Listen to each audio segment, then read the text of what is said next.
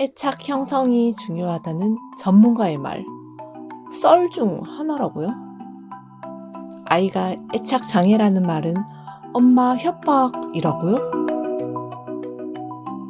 그리고 가끔은 제 얼굴을 꼬집거나 때리기도 합니다. 애착 형성시기라는 3살 때까지 잘 돌봐주지 못해 고집이 세진 것 같아 미안한 마음이 들기도 합니다. 그래서 최대한 받아주려고 하다가도 저도 화가 나면 큰 소리를 내게 돼요. 4살 아이라 심리 상담이 가능한지도 모르겠고 아니면 소아정신과를 가야 할지 여쭤보고 싶습니다. 문제 행동을 하는 우리 아이. 아이에게 원래 문제가 있는 걸까요? 아니면 제가 아이를 잘못 키워서일까요? 아무래도 전문가에게 물어보면 누가 문제인지 판결을 내려주시겠죠? 요즘엔 방구석 의사가 있다는 이야기는 많이 들었는데 방구석 심리 상담사도 이렇게 있다는 소리는, 특히 발달 심리 전문가가 이렇게 있다는 소리는 처음 들었네요.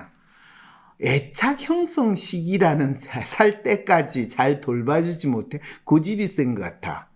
네, 애착 형성이라는 단어를 아이가 자기 주위에 있는 사람, 특히 친숙한 엄마와 낯선 사람에 대해서 구분을 하고, 특히 낯선 사람에 대해서 상당히 불안과 두려움을 표현하는 행동을 보일 때 보통 그것이 2세, 3세에 뚜렷하게 나타나는데, 그런 심한 불안과 두려움을 표현하고 정서적인 반응을 보이는 애들을 불안정한 애착이 형성이 됐다, 이렇게 구분을 하고, 또 엄마가 있으나 없으나 상관없이 잘 지내는 아이, 그리고 엄마가 돌아왔을 때는 불안하고 힘들더라도 엄마가 오면 엄마한테 붙어가지고 바로 안심하는 애들을 보통 안정적인 애착이 형성이 됐다라고 이야기를 해요.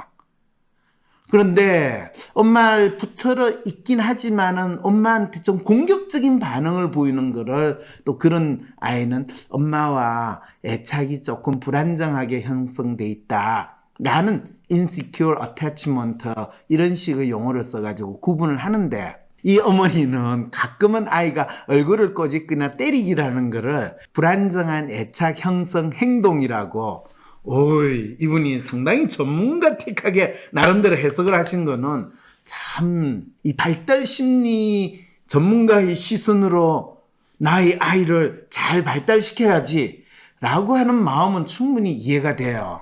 아이가 저를 때리거나 어린이집 친구를 때리는 건 무조건 받아주지 못한 저 때문에 불안정한 애착이 형성된 것 같아요. 애착 형성에도 골든타임이 있다던데, 이런 반사회적이고 위험한 행동을 앞으로도 계속 하면 어떡하죠? 조기 치료를 위해서 지금이라도 소아정신과에 데려가야 하는 걸까요? 그렇지만 이분이 애착 형성이라는 게 뭐고, 그것이 특정한 시기에 마치 우리가 각인이라고 하는 임프린팅 같은 그런 형태로 애착이 일어나는 게 특히 인간의 경우에 아니라는 것에 대해서 전혀 이해를 못하고 있고, 마치 인간의 애착 형성이라는 거를 새끼 오리가 엄마 오리 쫓아가는 그 각인 행동, 임프린팅 비헤이비어이라고 이야기하는 것과 동일하게 이분이 이해하고 있다라는 것까지 있는 대로 잘 알려주는 거죠. 동물 실험에 적용된 가설을 인간에게, 그것도 우리 아이에게 적용시키려고 했던 건가요? 제가? 저는 이 엄마가 애착 형성 얘기를 한 게 그런 각인 행동에 대한 게 아니라 3살 때까지 엄마가 내 말을 잘 들어주고 내가 원하는 대로 잘 해준다. 그래서 엄마에게 별로 불만이 없고 엄마가 하는 모든 것에 좀 신뢰감을 갖는다라고 믿고 있다고 생각했거든요. 그렇게 애착 행동을 보는 것이 정확하게 각인과 같은 형태로 애착이라는 거, 소위 말해서 엄마와 아이의 관계가 형성이 되는 것을 믿는 게 바로 애착 행동을 일종의 각인처럼 생각하는, 엄마가 내 이야기를 잘 들어주고 나를 잘 수용을 하면 아이는, 우리 엄마는 믿을 만한 인간이야. 그래서 우리 엄마하고 나는 애착 형성이 잘 됐어. 그래서 나는 엄마가 꼭 내 옆에 있어야 돼.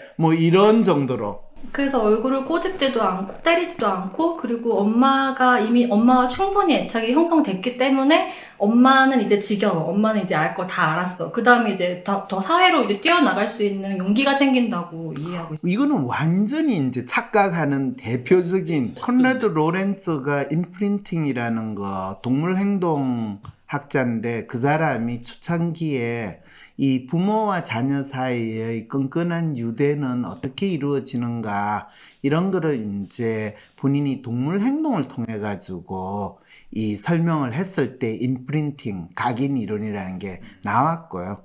그게 그 이후에 이제 1950년대에 정신분석에서 부모와 자녀와의 관계 이런 거를 설명하는데도 상당히 잘 활용이 됐어요.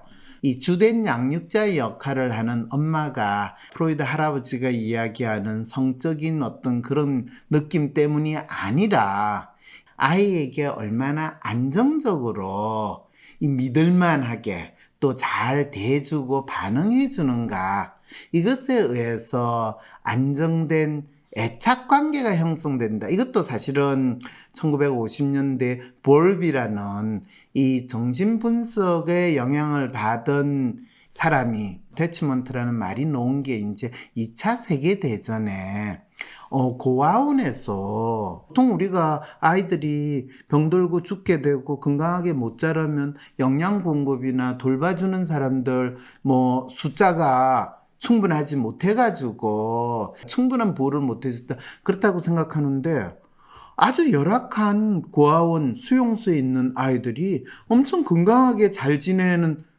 집단이 있다는 것도 알게 됐고 아주 형편이 좋고 영양 공급이 잘 되는 고아원에 있는 애들이 비실비실하고 죽어나가는 사례들이 많이 있을 때 대체 이 차이가 왜 생긴가 되는가에 대한 연구를 이제 볼비 박사한테 요청을 해가지고 볼비 박사가 진짜 아이들이 양육을 하고 건강하게 잘 사는데 중요한 거는 물질적인 영양 공급이 아니라 아이들의 주된 양육자의 역할을 하는 사람이 아이에게 얼마나 관심을 주고 신체적인 접촉을 많이 하고 밀접한 관계를 가지는가 그거에 달렸다라고 이야기하면서 그거를 물질적인 문제가 아니라 심리적인 거다. 그것을 이제 주된 양육자와 아이 사이의 어떤 이모셔널 본딩이라고 표현을 하면서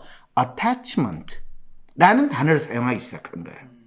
그 당시에 이제 정신분석적인 측면에서 어떻게 하면 자녀를 잘 키울 수 있을까요? 고민하는 부모들 입장에서 엄청난 임팩트를 준 거예요. 왜냐면 그때까지 많은 부모들한테 영향을 미쳤던 거는 이 행동주의 방식으로 아이를 엄격하게 규칙에 맞게 잘 교육을 시키고 우리 오은영 박사처럼 나와가지고 애들 훈련시키듯이 하는 그 방식이 아니라 아이들의 정서적인 안정감과 끊임없는 사랑을 주고 그것이 아이를 행복하고 건강한 아이로 키운다라는 새로운 이제 입장이 된 거예요.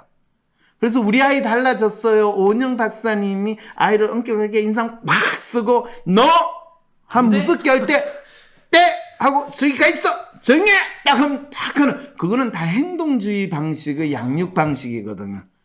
그런데 이 볼비의 어태치먼트는 아이를 정서적으로 감정적으로 안정하게 하고 아이가 그러니까 세상은 전쟁이 나고 막 난리가 나는데 거기에서 안 그래도 정서적으로 안정감을 준다는 게 얼마나 이 새로운 양육법에 목말라 하는 엄마들한테 그게 되겠어요. 그래서 이제 미국의 심리학도 이걸 이제 아주 멋진 용어로 이 attachment is love 이렇게 되는 거예요. 그래서 엄마의 사랑은 엄마와 아이가 이렇게 꼭 붙어 있을 때 이걸로 이루어지고 그것이 심리적으로 attachment 이러면서 이제 안정된 애착, 불안정한 애착 이 연구들이 60년대, 70년대 이제 법물처럼 쏟아지기 시작하는 거예요. 자, 이랬을 때 아이가 공격적인 행동을 하는 거는 이 아이가 불안정한 애착 상황이기 때문에, 특히 엄마한테 공격적인 행동하는 거는 얘가 불안정한 애착 상황이에요. 그래서 3살 때까지 잘 돌봐주지 못해가지고 애 고집이 세진 것 같아. 이 엄마의 또 죄책감까지. 엄마가 직장 다니고 그러니까 어차피 못 돌봐주니까, 그래 엄마가 제대로 돌봐주지를 못했으니까 이러면서 이제 아무래도 같이 있는 시간이 적다 보니까 애착 행성에 있어서 문제가 있었나 보지, 뭐 이러면서 이제 자책하는 이 마음. 그러다가 이제 엄마 입장에서는 그래 있을 때라도 그러면 최대한 받아줘야지. 엄마가 최대한 받아주고 함께 있어줘야 아이가 문제없이 잘 큰다 라는 전문가들의 말을 들어야 될 것 같긴 한데, 한편으론 늘 참고 다 받아준 아이들이 모두 문제없이 잘 컸던가? 그런 의문도 있고, 누구 말이 맞는 걸까요? 근데 받아주다가 바깥에서 힘들게 일하고 있는데 얘까지 한도 끝도 없이 받아주네. 어떻게 하는 짓이 지 애비하고 이렇게 비슷하나? 이렇게 되면 열받아가지고 화가 나가 큰 소리를 나니까 애가 그럴 때 갑자기 정신 차려가지고 아니네. 우리 엄마가 날 받아주는 것 같아서 했는데 아니네. 역시 세상에 믿을 인간 없어. 이러면서 이제 엄마한테 더 안 믿게 돼서 어태치먼트가 혹시 문제가 생긴 게 아니냐, 이렇게 또 아주 창의적으로 우리 AI 엄마는 또 해석을 하게 되는, 완전히 찌지고 뻥짝 같은 엄마들의 믿음 체계가 형성, 특히 양육과 관련된 믿음 체계가 형성되는 게 이제 이런 상황이 되는 거죠. 이 엄마들의 참 어려운 상황을 잘 공감하면서도 여기에서 가장 중요한 거는 엄마가 자기가 어떤 마음으로 애를 키우는지를 모르고 있다라는 걸 너무나 잘 알려주고 있다라는 거. 이 상황.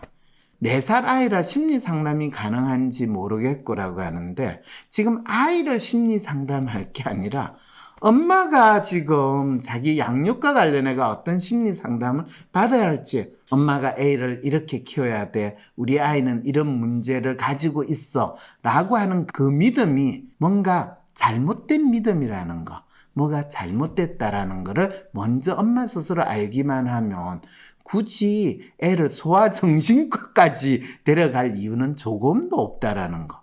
요 정도는 이야기를 해줄 수 있거든요. 울고 떼쓰며 지 맘대로 행동하는 우리 아이. 아이가 왜 그러는지 아이의 입장에서 아이의 마음을 알려고 하기 전에 수많은 육아서에 나와 있는 말.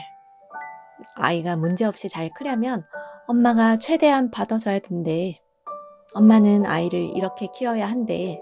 라는 가설, 즉 남들이 말하는 통념적인 믿음을 그대로 적용하려고 한 게 오히려 제 마음이 힘들어진 원인이었다고요? 진짜 문제를 해결하는 방식이 아니라 그 중간에서 욕망을 숨긴 채 당위성을 주장하는 것이 문제를 야기한다. 대한민국 대표 심리상담가 황상민. 누구나 쉽게 자신의 마음정신 건강을 확인할 수 있도록 직접 대면하지 않아도 언제 어디서든 인생 상담을 받을 수 있게 온라인 상담을 진행하고, 단순히 들어주는 상담에서 그치는 것이 아니라 고민의 근본적인 원인을 파악하여 내담자가 원하는 삶을 향해 나아갈 수 있도록 내면의 힘을 키울 수 있는 해결책을 제시합니다. 마음 정신 건강 주치의 황상민 박사님께 온 오프라인 심리 상담을 받아보세요. 한 사람에게 딱 맞는 고민 해결책과 건강한 마음과 정신을 회복하는 심리 처방전을 제공합니다. 영어로도 상담이 가능하니 언어의 장벽을 넘어 누구나 상담소의 문을 두드려 보세요. 상담 신청 문의는 위즈덤 센터. 황심소 구독, 좋아요